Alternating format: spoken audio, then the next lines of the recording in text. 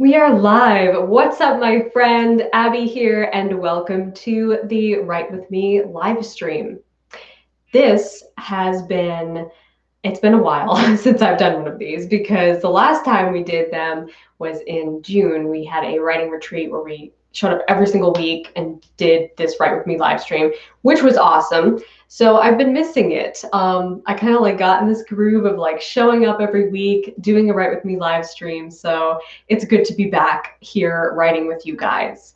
First things first, tell me if you can see me and hear me okay. Everything's good with our audio. Just have to get that out there first. We are going to be doing probably 3 writing sprints today. So a 2-hour writing session, 25-minute writing sprints with short breaks in between that I try to keep to 5 minutes, but I've kind of given up trying to keep them to 5 minutes to talk about stories and to answer your questions. So awesome. Looks like you guys can hear me okay. Sounds good. Awesome.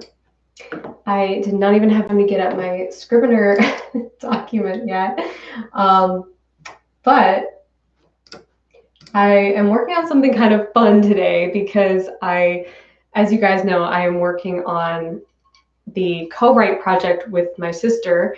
So we're writing a series together, which has been really fun. But we're swapping back and forth with chapters. So when she's working on it, I'm not working on it. And when I'm working on it, she's not working on it, obviously. So that's how it's been working. And when she's working on it, I'm like, what should I work on other than editing? Because I don't want to edit. So as far as writing projects go, I've been trying something new. The other day, I wanted to write a short story or start writing a short story, and I didn't get very far because I thought, okay, I'll just start writing something and be spontaneous about it. And it ended up being much wordier than what I thought. So I didn't even have time to set up my Scrivener here. Anyway, I thought it was going to be a short story, and I'm just going to go for it. No notes, no outline, nothing. I'm just going to spontaneously write something that I feel like writing. And it turned into, it's not going to be a short story. I actually don't know what it's going to be because it's already way too long to be a short story. The beginning of it, I only have 5,000 words, but it's not going to be a short story. Let's just face it right now. So I don't know what it's going to be, but it's kind of fun. It's a spontaneous, totally spontaneous writing project. And I can tell you this, it is something I've never written before, which is historical fiction. And that's part of the reason why I was being spontaneous with it, because historical fiction freaks me out. It scares me so bad because I'm afraid that I'm not going to be able to get historical details right. But at this point, I've watched so many period dramas for so many hundreds of hours of my life that I feel pretty confident going into this particular time period, which is 1920.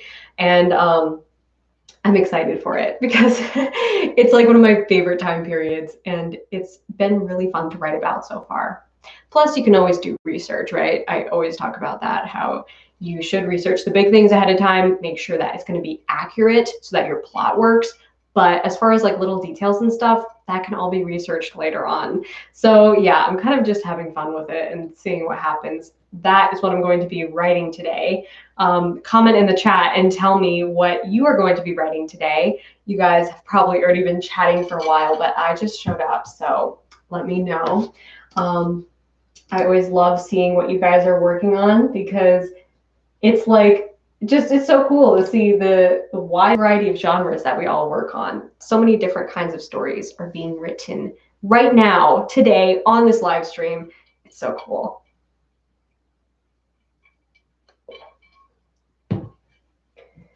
Awesome. Looks like you guys are writing some really cool stuff. Historical fiction, awesome. Sci-fi, fanfics, urban fantasy, historical fiction, medieval fantasy. Ooh, awesome. You guys are so cool. Looks like you guys are working on a ton of fun stuff today. Awesome. So I am also working on a video for you guys next week. It's going to be another episode of Science of Story, so it's a little bit more detailed. A lot more editing is going into it, so bear with me on that. But it's going to be good. I'm very excited to share it with you guys. That's part of the reason why I decided to do a Write With Me live stream today, because the video is not ready, because it's going to be really special. I want it to be really special for you guys. And yeah, I'm excited to share that with you next week. So stay tuned for that. But I'm excited to get into our writing session. So let's jump in. I'm just trying to find my music here. Probably going to be listening to my Heist Scenes playlist, which I posted last weekend on my YouTube channel. And it's like one of my favorite genres of music, like the fun, like sleuthy, sneaking, spy-ish music. It's always like really good for concentration, even if I'm not writing a heist scene. I listen to that kind of music like all the time when I'm working, because it just really helps me to like focus for some reason. Anyway. Oh, I'm going to answer questions and stuff in the break, but I see this question just pop in. Last Wednesday, your video was copyrighted in Canada, so I couldn't watch it. So unfortunately, the last video was blocked in Canada for some reason because of the copyright, because of some of the content I used. The story example I used, PBS didn't like me using it in Canada. I don't know why. Anyway, there is a way around this, and I should have commented on my own video and told everybody this, but I did answer a couple questions on the Facebook group about this. The way to get around this is to use a VPN. So I use a VPN all the time, and it's really good just for like browsing the internet and staying safe online. It's a good idea to use a VPN in general. I use a VPN called ExpressVPN. I highly recommend it. It's very affordable, very fast. The speeds are super fast. I don't even notice a difference actually when I'm using it versus when I'm not using it. And the cool thing about a VPN is you can just basically with one click change your IP address location. So you can change it to any country that you want. You can change it to the United States or Great Britain or any country in the world. And basically it just makes your IP address not visible. So then the video unblocks for you. And another cool thing is that you can watch content that is blocked for your country on other websites as well, such as Netflix and Amazon and stuff like that. So yeah, I recommend ExpressVPN, and that is a way to unblock any video that is blocked in your country, as long as you just turn your VPN to a country where it's not blocked, obviously. So yeah, that's the way around it. Sorry about that inconvenience. Sometimes that happens, and it's really annoying, but what can I do? If the copyright holder is like, nope, then I can't dispute it. So that is the way around it. Okay, so let's get into our first writing sprint. I'm going to put 25 minutes on my timer. And you guys will probably hear my timer ring, but feel free to set your own timers as well. Get your music ready. Hopefully you have a yummy tea or coffee. I have just like straight coffee today with lots of coconut creamer, of course, because I need some energy. All right, let's get into it. 25 minutes, first writing sprint. Let's go.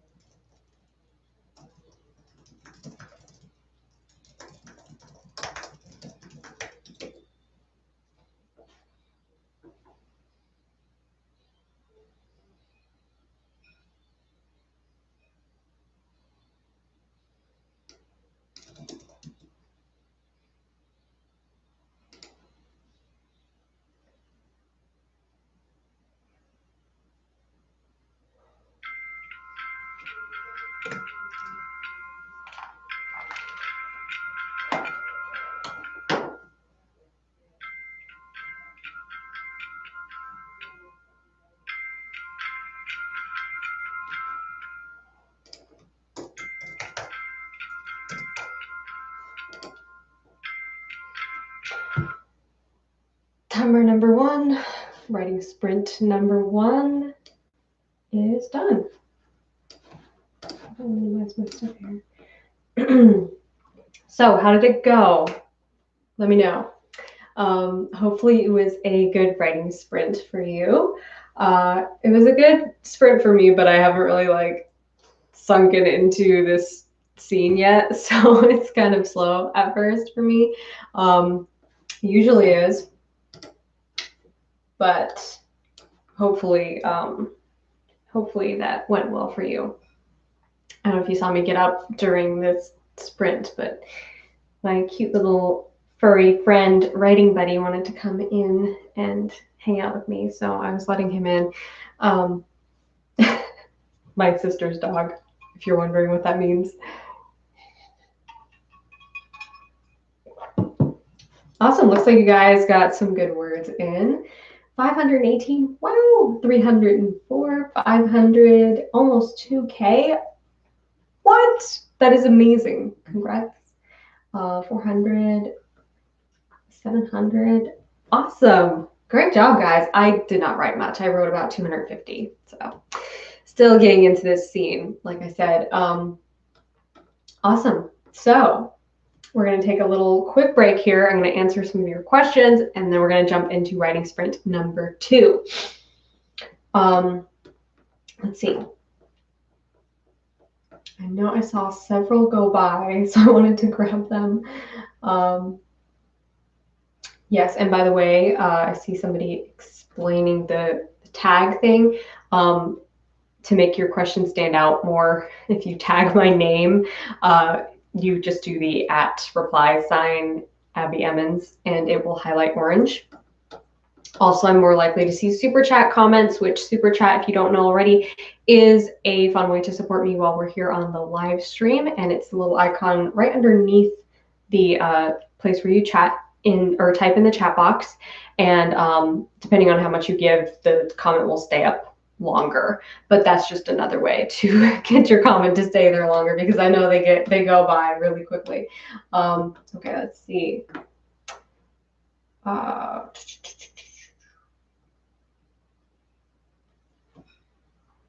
What should you do if your story isn't as emotional as you want it? I mean, if you want to convey the feelings and emotions that you want to. This is a question from Anwesha. Hopefully I'm saying your name right. That's a good question. So making your book more emotional, you want your reader obviously to feel for your characters and to feel what your characters are feeling. I've had this question before of people asking me, like, how do I make my reader cry? How do I make my reader like really emotionally invested in the characters? And that's really at the root of it, is making your reader feel for the characters. And then once they feel for the characters, they will feel whatever emotion your character is feeling. So that's step 1. Not so much like, how can I write a sad scene that will make somebody cry? Well, a sad scene might not necessarily make somebody cry if they don't already feel for the characters and feel what the characters are feeling. So that is where I always start. And of course, that goes back to internal conflict. Making us care about the character starts with making us relate to the character. And what we relate to is the struggle, the daily struggle that we all experience of wanting something and having our fear pull us back and hold us back from getting that thing. Feeling emotionally trapped where you are, right? And that is something everybody deals with. And I know it sounds super general, but it can be applied to every person's life and every character's life in a very specific way, according to whatever internal conflict they're specifically dealing with. So focus on that first, okay? And then once you've established their internal conflict, you're going to be sending them off on this journey where they're going to experience all kinds of emotional highs and lows. And your reader will feel that with the character if you take the time to let your reader get to know the character in the beginning. Okay, so that's really step 1. Samsung Mac asked, how do you write a good, genuine friendship? When I try to write one, it always seems fake. This is a good question. I think modeling it after your own relationships in life can be very helpful. Thinking about who is a really good friend to you, and what are the dynamics that make your friendship really authentic and personal and emotional. I think one of the biggest things that makes a friendship in fiction feel inauthentic is when the emotional connection isn't really there. It's like, yeah, we share interests and similarities, but we don't really know each other's secrets. Okay, that's a big thing. There are so many different dynamics that go into a friendship, but I think crafting it out of what you already know emotionally can be really helpful. So when I think of like writing really good friends, I usually think of it in terms of like, how would I be with my really good friends? So mostly that's with my sister, honestly, because she's my best friend. So we're like totally ourselves with each other, and we know we can basically read each other's minds. We're really close. And some friendships are really like that, and like really dynamic, very close, very personal and emotional. And creating that connection, those things is what is going to make it feel authentic. So you can model that after real life, or you can model that after just things that you've seen previously that have like other friendships in fictional stories that make you feel like, oh, that feels really authentic. There will be different ingredients that go into this, obviously, and they will be different based on what kind of characters you're writing. So it's kind of like not a one size fits all answer, but hopefully that helps.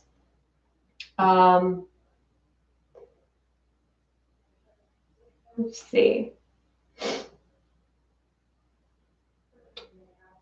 I often find myself using, this is from Vanessa, using the same dialogue tags. How can I mix it up without completely changing the tone? So by dialogue tags, I think you mean like said or asked question, like the same things over and over again. I would say the first thing I would say is try it without any dialogue tags and see what happens. Now, this might not work if you have a bunch of characters in the scene and it becomes confusing who's talking, but I've been challenging myself to do this more often, and it really helps. And actually, as I'm editing my Lighthouse book, I'm taking out so many dialogue tags. I'm like, why do I have all these dialogue tags? It's ridiculous. I know who's talking and I don't need to like see them look up and look out the window and look down. It's like, oh my God, stop. Just stop. So try it without and see what happens, because a lot of times you don't need anything. And the tone that you're trying to convey actually comes through more clearly just through the dialogue alone without needing a tag. Now, if you do need a tag and it's like really important that you know who's talking because there's a lot of different characters, try not to make it like too different as far as I have to say something different each time, because the word said really does disappear like when you're as a reader. So try not to cringe too much at that, and also get a second opinion from beta readers is also very, very helpful. Okay, I'm gonna answer a few more questions. Is it okay if your third act is your longest act? Yes, absolutely. That's totally fine, especially the climax. If you have a lot going on in your climax, I try not to fret too much about like the length of each act, as long as it feels like everything is getting equal attention. And if the pacing feels good to me, I try not to overthink it too much. I know some people get very specific with the 3-act story structure as far as like percentages, and like this should happen at 12%, and then at 16% this should happen, the inciting incident should be 15%, and then at 50% we have the game-changing midpoint. And it's like very specific to the point where some people would be very like feel very constricted and stifled by that. So I don't personally get that strict with it. I just kind of base it off of the plot points that I obviously want to follow. It should generally follow that flow, and I naturally have that flow already. Like that already comes natural to me to do that, so I don't overthink it too much. But as far as your third act, that will probably end up taking more time than, say, your first act. So I wouldn't overthink that too much. It really depends on how much you have going on in each act. So every story is different. Let's see.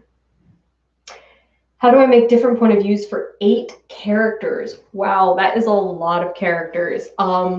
It's definitely doable though. It's totally doable. I think probably at that point, first person would feel a little bit confusing, like hopping around between 8 different characters' heads. I think that would be a little bit jarring, but that's just me as a reader. I think third person can also work for that. And I've read books where it's third person and you're going to different points of view. It's not my favorite style, but with a lot of characters, sometimes you have to do that and it works. So it's kind of a preference thing, I would say. However, if you like writing in first person and you're like, I can't write this in third person and hop around between 8 different characters, then maybe write it in first person just for the first draft and then change all of the pronouns to be the name of the person, or you know what I mean, like change it to be third person, because that personally is something that I have encountered that it feels very unnatural for me to write in third person. So I usually write in first person. And if I want something to be third person, I go back and I change that in the editing or revision process. So yeah. I'm going to answer 2 more questions and then we're going to get into our second sprint. If you are writing 4 different point of views, do each of them have to have a misbelief and everything like that? Of course they do. They all have to have internal conflict because that is what makes us care about them, right? So internal conflict is rooted in the misbelief. It all comes together like that. And that's what's going to make your characters feel real and relatable, okay? Like I always talk about on this channel. And even if you're not hopping between the different characters' points of view, I think you said you were, for four different points of view? Yes. Points of view, absolutely. Because once we're in that character's head, we have to see what is their goal, what is their motive, what is driving them, what are they afraid of. I have to know all those things about that character in order for me to care about them, okay? Even if it's something that, even if you're not going into their past and seeing all these flashbacks and backstory and stuff, you don't have to do that for all of your characters, but I should know what is their agenda here? Why do they need to be in the story? Not just the plot needs them to be here, but they need to be here. What are they trying to accomplish and why? Okay, so all of that is very important to know about each of your characters, especially if they get a point of view. Okay, one more question. Let's see.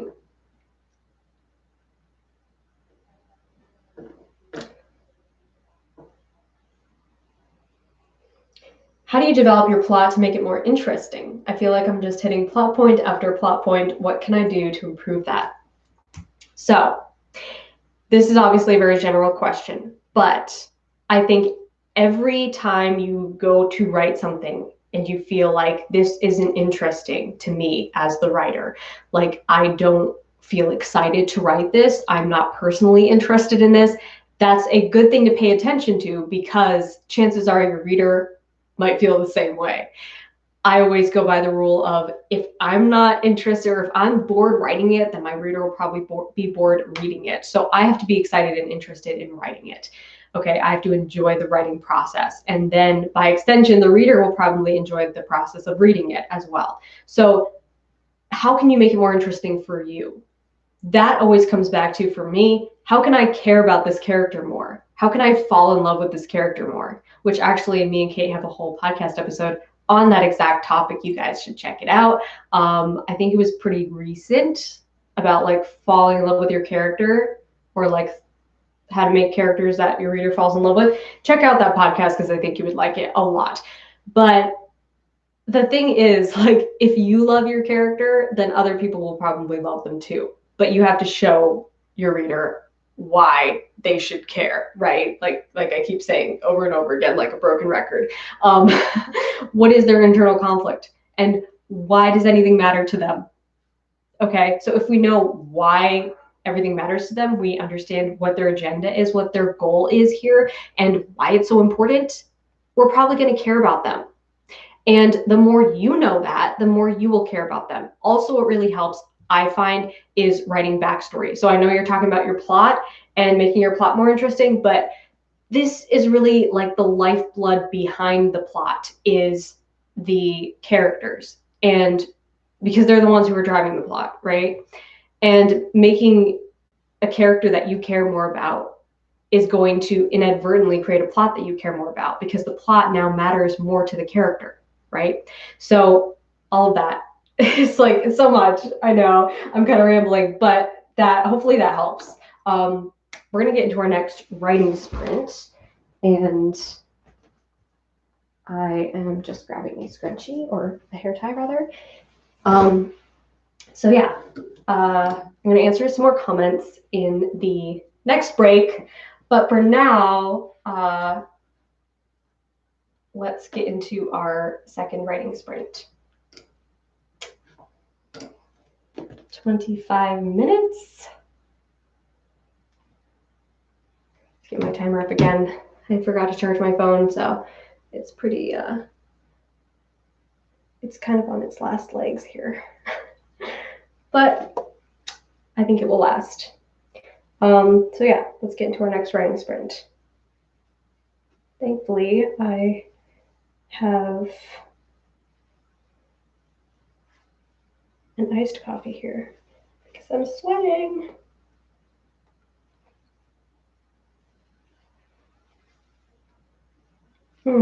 Okay. 25 minutes. Let's go. I talked way too much that time, sorry. But you know me, I can't stop talking. Hence the reason I'm even here. Okay.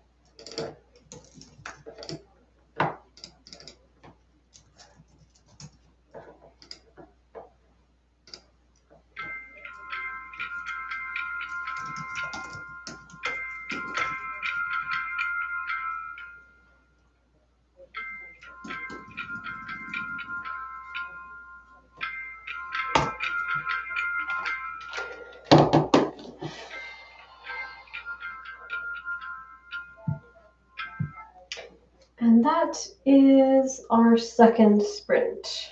Timer for the second sprint. One more thing here.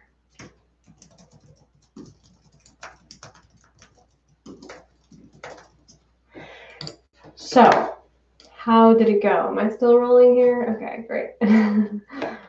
How did your second writing sprint go? Mine was better than the first, although I think it's pretty much the same amount of words. I still have not written more than one page. Oh gosh. But like I said earlier, I'm taking my time with this.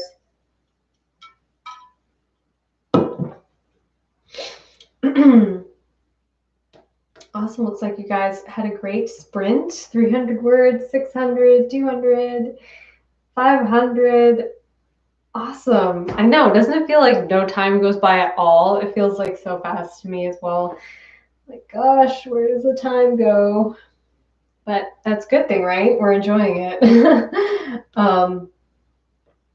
Okay, awesome.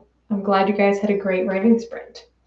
Going to answer some more questions, and then we'll go into our third sprint.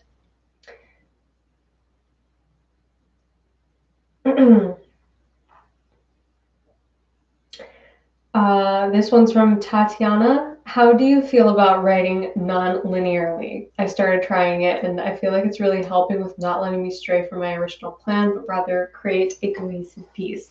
I think non-linear stories can be done really well, and if they are, they're really dynamic. It's a very cool storytelling method. Me and Kate actually did a podcast a long time ago about nonlinear timelines. And it was like one of our story mining episodes where we went into like talking about different story examples, and we gave 4 different examples. So it was a really long episode, but it was really good about nonlinear timelines. And 2 were like good examples and 2 were bad examples, or rather what we thought could have been done better, because it can be confusing if you do it, if it's a little bit like too jarring all over the place. But the way that I avoid this when I'm writing nonlinear, or just the way that I've seen it done really well, is to always have a clear trigger for a flashback or a flash forward, and like a clear reason why we're seeing this now. Okay. And an effect that it has on the story going forward.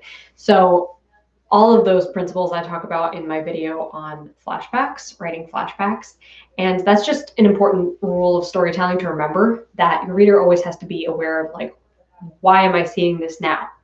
And if there is a clear trigger and a clear effect that it has on the story going forward, flashbacks and like non-linear bits and pieces of narration thrown in there can be so powerful and just such a cool element, a really dynamic way to tell a story, whether you're writing or even in something like film.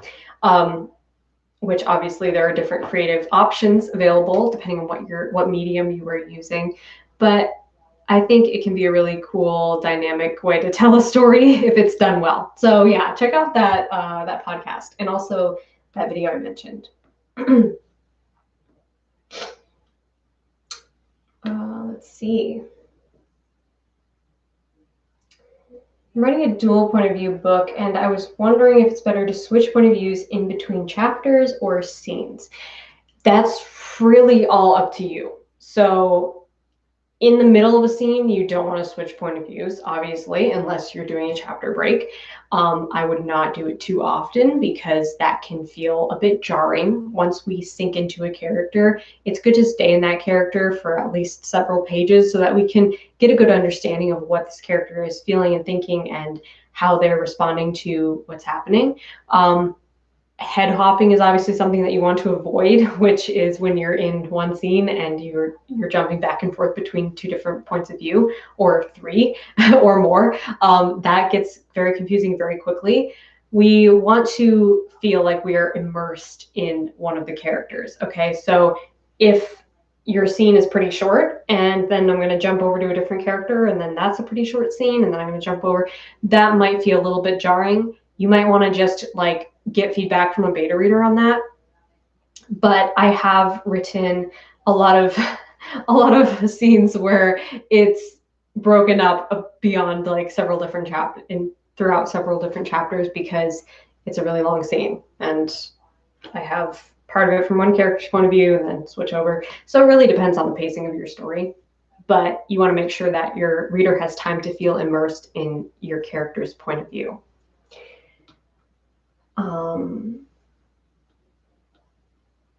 Let's see.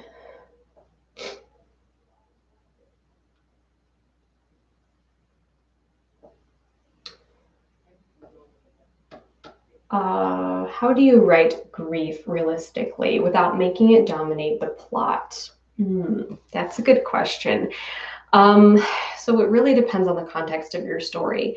I think that if your character is grieving or going through something that is causing them a lot of emotional grief, that will dominate their plot for a time. It doesn't have to dominate the plot for the whole story, but if they are going through like this period of grief, that really is going to be the dominant thing in their life at the moment. That's going to be, it's going to have a big presence in their life. So I would err on the side of letting that take you wherever it takes you. Okay, and I know that sounds kind of vague, but once you sink into this character, and I kind of am speaking from experience because in my last book, my lighthouse book, as I call it, there's a pretty big portion of the book where one of my characters is experiencing, I don't want to like give spoilers, so I won't give spoilers to that, but there's a lot of grief. Okay, I'll just say it like that. My character is grieving and going through a big traumatic event.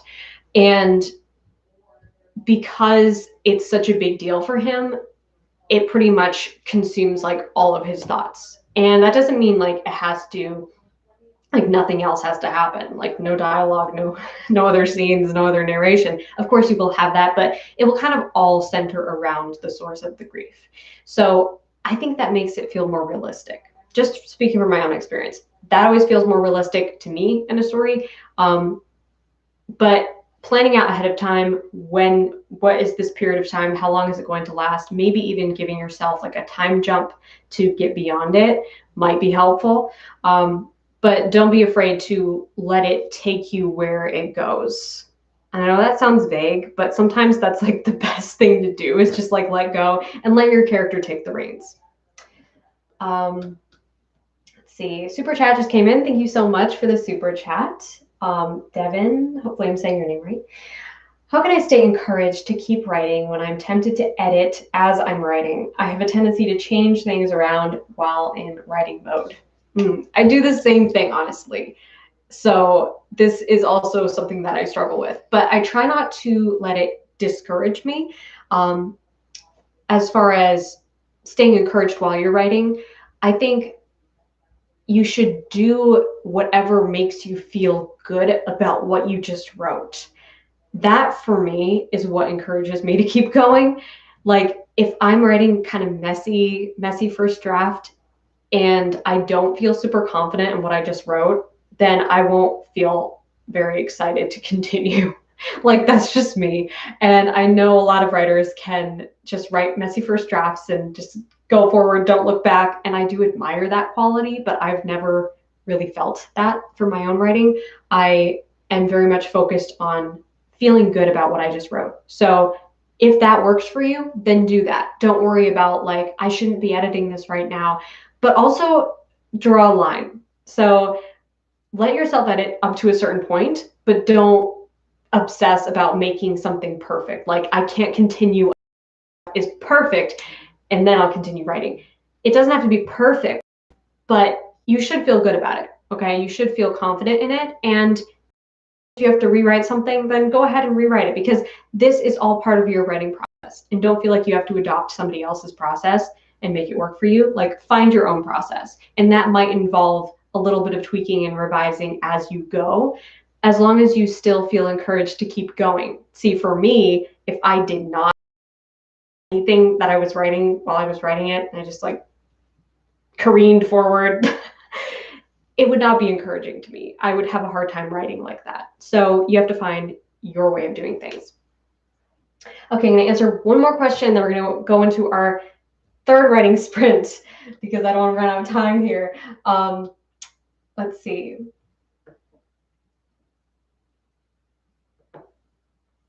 How do I show and not tell in my story? I've always struggled with the how and when to show and not tell, despite it being everywhere. Yeah, that's like it's a very confusing piece of writing advice, in my opinion. Like I did not really understand what it meant for years. And it finally clicked for me. And I have a couple of videos on it. The one that I would recommend watching is I have one that's called Showing versus Telling Internal Conflict. And that's really what matters. That's really all that matters about showing rather than telling. But as far as descriptions and stuff go, that's like the easy part to me. That's something that does come more with time, but it's not just technical things. So I see a lot of writers think, okay, I'll show and not tell. So I'll say, the room spun around her instead of she was dizzy. Yes, okay, that's fine. That's showing instead of telling. You're not telling me she was dizzy. You're showing me how she feels. Okay, so that's kind of the basic showing versus telling, but that's just like for very technical, like surface level description things.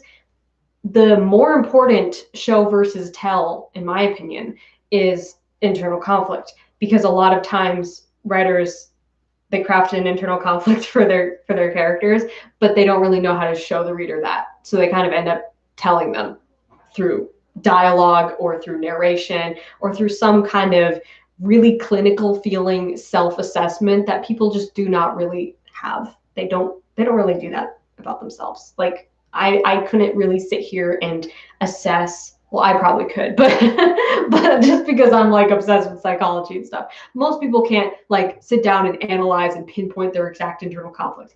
And even if they were aware of that, it would kind of destroy the point of your entire story. Like it would kind of defeat the purpose of having them go on a character arc if they already knew what was bothering them, So that video, if you type it on YouTube, Abby Emmons, Showing versus Telling Internal Conflict, that is a video that I recommend watching for more, like the more important showing versus telling.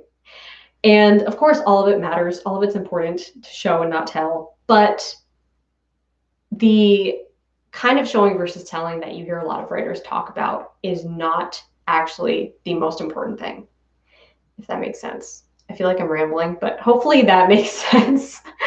I would highly recommend checking out that video because I think it will explain what I'm talking about much better than I am right now. But let's get into our last writing sprint. 25 minutes on the timer. Let's hop back into our our writing project. And after this sprint, I'll answer a few more questions and then we'll wrap up. Okay, so 25 minutes. Let's jump back into our manuscripts.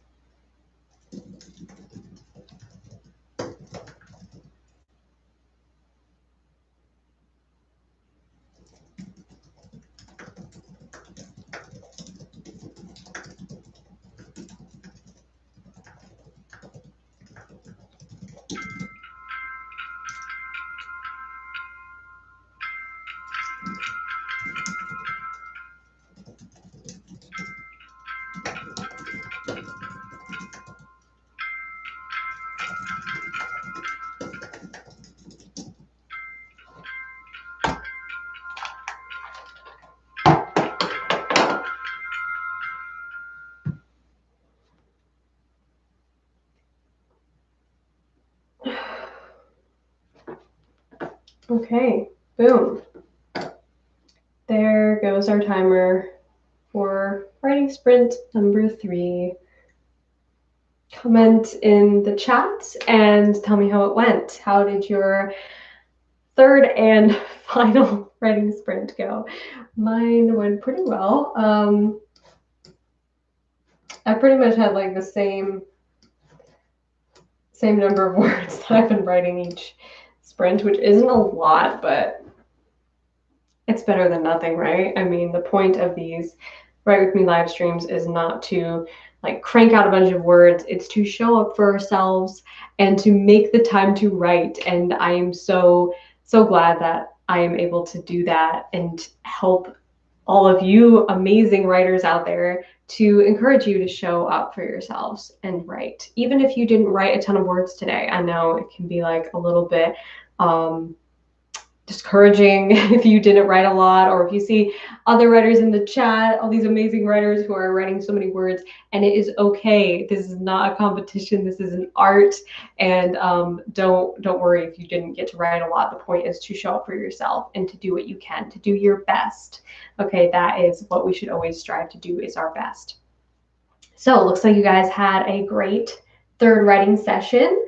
A lot of words were written today, which is awesome in this live stream. 750, 310, 1,500 total. Awesome. Over 1,000 words. Way to go. Congratulations. You guys should be so proud of yourselves. I'm going to answer a couple of questions, probably like 3 or 4 questions, and then I have to run. But I wanted to answer the last few if there were some people who asked questions before our last sprint and I didn't see them.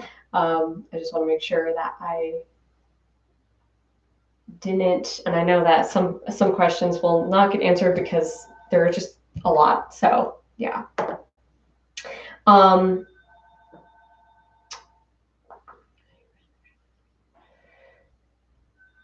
How do you personally visualize an individual scene? What parts of the process aid you the most? That's an interesting question. I think visualize is a great word for it, because I do visualize the scene before I write it more than more than like planning out every single beat of the scene. Which sometimes I write dialogue ahead of time, which it really depends on whether I just have dialogue pop into my head. If I do, then I write it down because I like to save every idea that I get, as you guys know. So that is definitely, that helps me a lot if I have dialogue already written.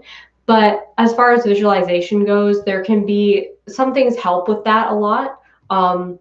Sometimes aesthetic boards help with that. Sometimes it's just music or just going over the scene in my head a lot. Mostly I like to keep my focus minimal. So I like to write a few notes to myself beyond my outline that helps me to stay focused on the point of the scene, especially if it's something that is like a conversation where it could go in a lot of different directions. Especially like I'm writing some dialogue right now and I was getting a little bit too like sassy with it, and I was trying to like calm down because I tend to get really into dialogue and sometimes it can just swerve off into like banter and it's not appropriate for the scene or whatever. So I try to just stay focused on what do I have to accomplish, like 3 bullet points. What does the scene have to accomplish? And try to stay focused on that. But again, make a distinction and allow yourself to be creative and embrace new ideas that come along because they might be winning ideas, but trust yourself. Okay, don't overthink it too much. Just trust the process and visualize to whatever extent it feels good, but don't overthink it too much because sometimes I overthink it and it's like I didn't even need to overthink it that much. It was fine. It was fine. It felt good. Let's see. I always end up writing my novels much shorter than I hoped to. How can I stretch out my novels without writing things that are totally unimportant? That's a good question. And I have struggled with this too, because sometimes it just turns out being too short. It's like 50,000 words and you wanted it to be like 70 or 80,000 words. There are several different ways that you can lengthen a story without having to write filler or write unimportant things. Absolutely never do that. Never feel like you have to write filler because filler is not, it's not helpful to anybody. Nobody wants to read it. It has to matter, okay? Everything that you write, everything that you want your reader to be engaged with, it has to matter to them and the characters. So another way to do this is subplots. Subplots are a great way to add more to your story. And you probably already have some subplots, but you haven't really deeply explored them. And how I like to explain subplots is it's basically just the plot of a side character. So going to your side characters, look at your side characters of what do they have going on in their side of the story and how can you explore more of their subplot.